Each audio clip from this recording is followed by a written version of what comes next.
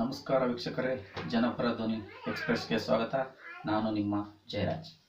ವೀಕ್ಷಕರೇ, ಭವ್ಯ ನರಸಿಂಹಮೂರ್ತಿ ಅವರು ಮನುಸ್ಮೃತಿ ಮತ್ತು ಸಂವಿಧಾನದ ಬಗ್ಗೆ ಎಷ್ಟೊಂದು ಅದ್ಭುತವಾಗಿ ಮಾತಾಡಿದ್ದಾರೆ ಅಂತ ನೋಡ್ಕೊಂಡು ಬರೋಣ ಬನ್ನಿ. ನನ್ನ ನೋಡಿದ ತಕ್ಷಣ ಎಲ್ಲರೂ ಮೇಡಮ್ ನೀವು ಬ್ರಾಹ್ಮಿನ್ಸಾ ಅಂತ ಕೇಳ್ತಾರೆ. ಇದರ್ ನೋಡಕ್ಕೆ ಬ್ರಾಹ್ಮಿನ್ಸ್ ಆಗಿದ್ದೀರಿ ಅಂತಾರೆ, ಇಲ್ಲ ನಿಮ್ ಹೆಸರು ನರಸಿಂಹಮೂರ್ತಿ ಅಂತ ಅದಕ್ಕೆ ಅಂತಾರೆ, ಇಲ್ಲ ಓದಿದ್ದೀರಾ ನೀವು ಅದಕ್ಕೆ ಬ್ರಾಹ್ಮಿನ್ಸ್ ಅಂತ ಅಂತಾರೆ. ನಾನು ಬ್ರಾಹ್ಮಿನ್ ಅಲ್ಲ ಅಂತ ಹೇಳ್ತಿದ್ದೆ. ಓ ಹೌದಾ, ನೀವು ಬ್ರಾಹ್ಮಿನ್ ಅನ್ಕೊಂಡ್ಬಿಟ್ಟಿದ್ವಿ ಅಂತಿದ್ರು.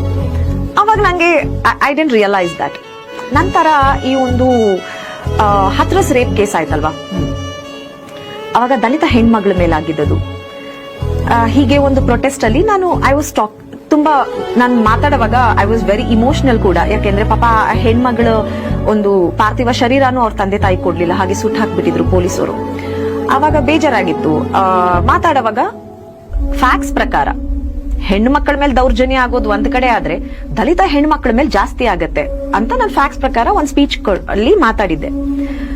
ಒಬ್ರು ಒಂದ್ ಯೂತ್ ಅವ್ರು ಫೋನ್ ಮಾಡಿದ್ರು, ಮೇಡಮ್ ತುಂಬಾ ಚೆನ್ನಾಗಿ ಮಾತಾಡಿದ್ರಿ, ಥ್ಯಾಂಕ್ ಯು.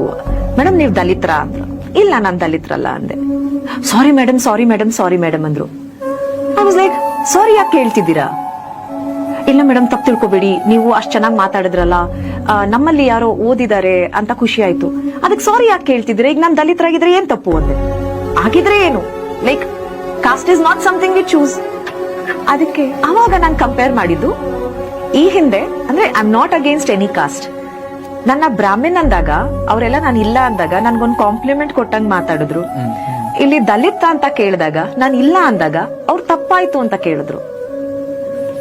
ಇಲ್ಲಿ ಎಲ್ಲೋ ನನಗೆ ವಾಟ್ ವಾಸ್ ಹ್ಯಾಪನಿಂಗ್, ನಾವು I belong to Okkaliga community, Shudra community. ನಾವು ಅವಾಗ ಸಂವಿಧಾನ ಅನ್ನೋದು ನಮ್ಮ ಜೀವನದಲ್ಲಿ ಮಾಡಿರುವಂತಹ ಡಿಫರೆನ್ಸ್ ಏನ್ ನೋಡಿ. ಈಗ ಒಂದ್ ಮನುವಾದ ಓದೋದಾಗ್ಬೋದು, ಮನುವಾದನ ಸಂವಿಧಾನನ ಎರಡನ್ನೂ ಓದಿದ್ರೆ ಅರ್ಥ ಆಗತ್ತೆ. ಅಲ್ಲಿ ಹೇಳ್ತಾರೆ ಓದಿರುವಂತಹ ಹೆಣ್ಮಕ್ಕಳ ನಾಲ್ಗೆ ಕತ್ತರಿಸಬೇಕು ಅಂತ ಹೇಳ್ತಾರೆ.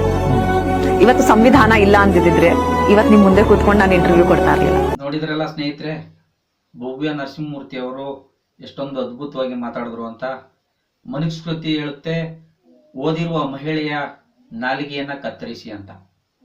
ಆದ್ರೆ ನಾನು ನಿಮ್ ಮುಂದೆ ಮಾತಾಡ್ತಿದ್ದೀನಿ ಅಂದ್ರೆ ನಮ್ಮ ದೇಶದ ಸಂವಿಧಾನ, ಇಡೀ ವಿಶ್ವವೇ ಕಂಡ ಶ್ರೇಷ್ಠ ವ್ಯಕ್ತಿ, ವಿಶ್ವರತ್ನ, ಭಾರತ ರತ್ನ ಡಾಕ್ಟರ್ BR ಅಂಬೇಡ್ಕರ್ ಅವರ ಬರೆದ ಸಂವಿಧಾನ, ಅವರು ಕೊಟ್ಟ ಮಹಿಳೆಗೆ ಕೊಟ್ಟ ಮೀಸಲಾತಿ ನನ್ನನ್ನು ಈ ಸ್ಥಾನದಲ್ಲಿ ಕುಂಡ್ರಿಸಿ ಮಾತಾಡಿಸ್ತಿದೆ ಅಂತಂದ್ರೆ ಬಾಬಾ ಸಾಹೇಬ್ರೇ ಕಾರಣ. ಎಷ್ಟೊಂದು ಅದ್ಭುತವಾಗಿ ಮಾತಾಡಿದ್ದಾರೆ ಅಲ್ವಾ?